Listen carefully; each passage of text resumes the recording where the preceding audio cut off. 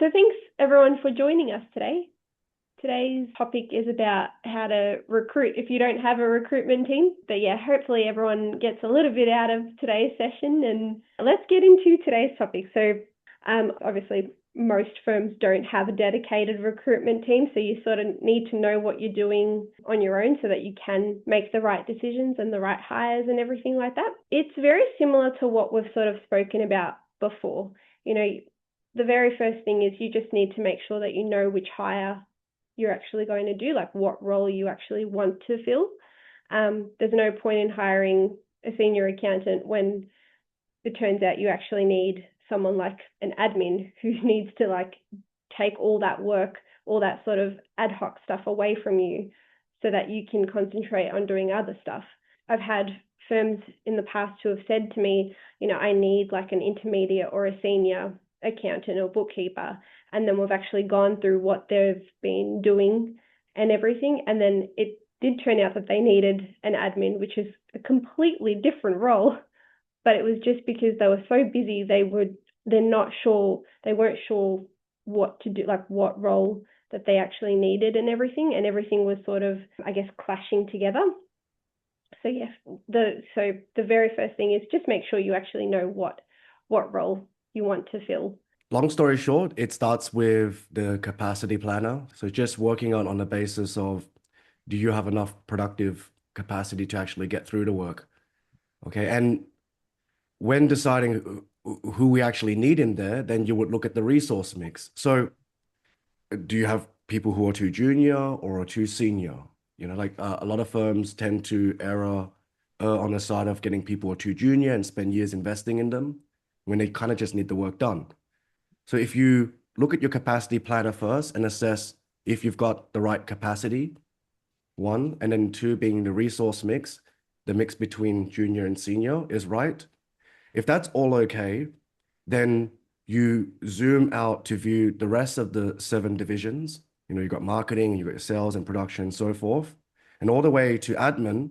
Looking at those categories, their focus is on the chasing up of information, making sure that the bookings are happening, making sure clients are getting onboarded, and looking after the CRM. So all these responsibilities here require a dedicated admin to actually handle. So what I'm trying to say here is, when you look at your capacity planner and you have negative capacity and you're not getting the work done, yes, you need an accountant. If you have the capacity and you still feel like this doesn't make sense, I'm getting surplus capacity, why is nothing getting done? It's because your team is soaking up too much admin.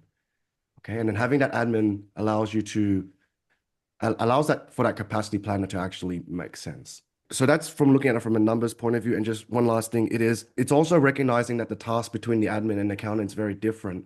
Accountant wants to focus on doing the work and largely wants to be undisturbed and have their work prepped for them. They don't do very well with the client interruptions and having to chase up information. Whereas an admin is a person who's designed for that role, and their focus is on the operations. And again, it's about making sure that you have the right person doing like the right thing instead of like, oh, we got spare capacity in accounting, let's get them to do admin. You actually end up pushing them to where it's actually a good thing. Whereas the first accountant, they end up soaking your admin. So yes, you need a hire, but then we end up not using them for the right thing. We hear this a lot, right? Admin, we don't have enough taught this person. This person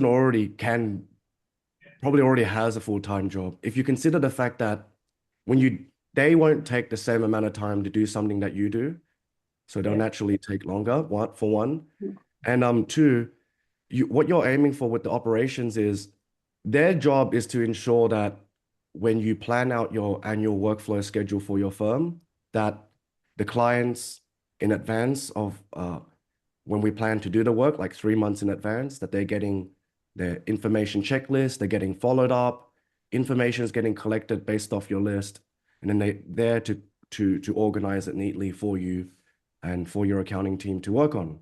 Even, it doesn't matter if it's a lot of clients or a little clients, that activity is like 80% of Division 6, calling, the constant the outreach that the firm has to do, the follow-up that the firm has to do. They're that main horsepower. So to be honest, with the admin role, when we hire someone, we don't necessarily look for like, I guess, proper qualifications. It's more about transferable skills.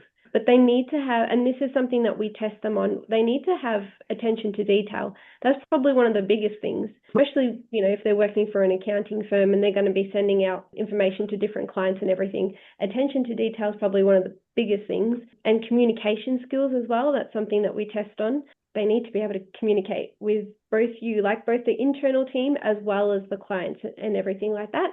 And then time management is another big one. Like Thomas said, it will probably take them a little bit longer to do tasks rather than if you were to do it yourself. But as Ed says, the 5 minutes here and the 5 minutes there, it all adds up. So it is better to just train someone on how to do it. And then that way you don't have to worry about that task anymore because you know that it's with someone else. So yeah, time management. And then there's another, problem solving. So you want someone who's going to be able to problem solve because there will be things that come their way, especially around tax time and things like that. And they need to be able to solve the problem without, especially if you're super busy and you don't have time to be like answering every single question that they have. If they can figure it out themselves, that's super important. Yeah, so when it comes to sort of qualifications, that's sort of what we're looking for. I also think it's worth looking at admins outside of the accounting industry too. And I noticed that the admins outside the accounting industry tend to also they're different. Like the admin that spent time in an accounting firm, we can imagine what the experience was like. Like a lot of like CRM cleanup, a lot of going through lists, a lot of routine work. I like the admins from finance brokers, this sort of fields, or maybe they work for a real estate agent because they've been in an environment where it was always like, go, go, go, get the sale, get on it now, and come on, draft the email, make it nicer. Like, come on, it's not just compliance and like here's an email template. And they're reviewing lots of, they have that document review knowledge behind them too. Yeah, I just wanted to throw that in. It's not a qualification, but Yeah. No, that's good, Thomas. Yeah, because that's all right, Stacey. I've had firms who have been adamant that they wanted someone with accounting firm experience when they've hired an admin assistant, and then it just hasn't worked out, and they've hired someone else who, outside of that sort of industry, and they've fallen in love with this person because they realize that they can bring so much more in, like so much more knowledge in, rather than someone who, like Thomas said, who's just been in that accounting sort of world. So I guess the next step, after you figured out who you need to hire, you've done your capacity planner and all that, then you've got to obviously work on your job ad. Now, if you don't have a recruitment team to be able to do this for you, the easiest thing to do is use AI. Just if you jump into something like Claude, ChatGPT, whatever it is, and you put in exactly what you need. It could be a list of tasks that you need this person to do, and then you just ask AI to basically create a job description for you. That will take you less than 5 minutes to do, but it'll be exactly what you need. So that's probably the next step. And then making sure that you're using the right job sites. You don't want to just post your ad on random ones that aren't going to get any traction. You want to make sure that you're using the right site. So if it's local, I would suggest sites like Indeed, Jora, Adzuna, Seek. They're all really good ones.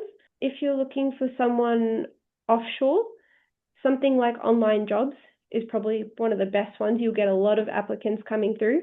JobStreet is really good as well in terms of the amount of candidates. However, the quality of candidates isn't as good. You might be looking for a senior with like 7+ years of experience. You'll get, 2+ years or something like that because anyone and everyone applies. But another good thing to do if you've got time, I know as firm owners you probably don't have time, but if you can take like 15 minutes, half an hour out of your day and jump on LinkedIn, you can search for people that you want. So you can put in, that you're looking for an accountant. You can put the location in as well, and then you basically just headhunt these people. I've had firm owners who have found their client managers, senior client managers, through LinkedIn, like through headhunting. You sort of build that relationship with them. And yeah, that's another thing. you might not need someone right this second, but if you start doing things like that with the whole LinkedIn, reaching out to people and building those connections, it'll make things easier when you do actually need to hire someone, because you've already built that rapport, and you can just sort of reach out to them and be like, hey, I've actually got a position available. Thomas, I can see you nodding. So What's your true. sort of, Everything you're saying is so yeah, true, Danny. Like it's so true. It's so true. It's like of all the firm owners we've witnessed and or I've worked with over the years, the ones who seem to make just an orders of magnitude difference in their progress as like a business is they always seem to be chatting with potential talent, yeah, and they don't hesitate at all to move people on for reasons other than just like they're bad. It's like they're constantly just wanting the best people in their firm, not just like I've filled positions and I'll go and think about something else. It's like this constant background thing. And it's the one thing I could point to looking at all these firms over the years, Danny. Like I couldn't say that, oh, it was this marketing technique that made all the difference, or their tax expertise being that was all the difference. The one difference was these owners constantly nurtured networks of talent around them and were very quick to make changes to their team. When you need it, you would have people that you've already built rapport with too. So that's a huge one. That's like the number one advice I think I've seen just out of observation in all of Wise. yeah. Everything. I was I'm doing a hire for a firm, and well, I can tell you, I'm doing it for Sky, and like Sky Accountants. And I was talking to a candidate, and he was telling me that Jamie had reached out to him about a year ago, just on Oh, LinkedIn. So like right there, that was already a connection that was yeah. built. Yes, so that's just a little example.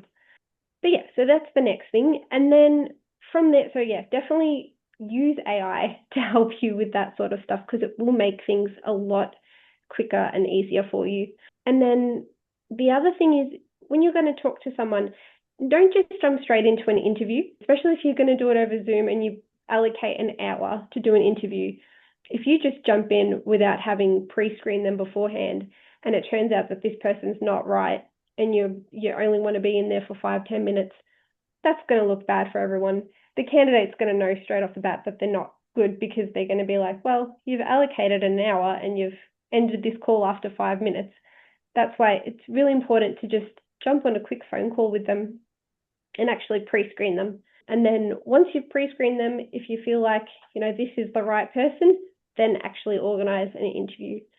And then with the interview guide, again, you can use AI. You put in question, you can ask AI to create an interview guide that's specific for what you're looking for. Otherwise, you can reach out to me. I'm more than happy to give you what like Wize Talent's interview guide as well. Like with these different processes, it takes time, but you'd rather it take a little bit of time, like a little bit of your time, than to sort of rush through everything and then hire someone, turns out it's the wrong person, and then you have to start all over again. So you've done your interview, you've done all that. Make sure you do the references as well. With the reference checks, I mean, most of you would know that we use XREF to do our references. That saves a lot of time as a firm owner, because you're not actually sitting there having to call the person and trying to make a time to speak to them. Because as you would know, if someone tries to call you for a reference, you're probably too busy to be doing it. So you say to them, call me back another time, and then it just takes ages to find a right time to do the reference.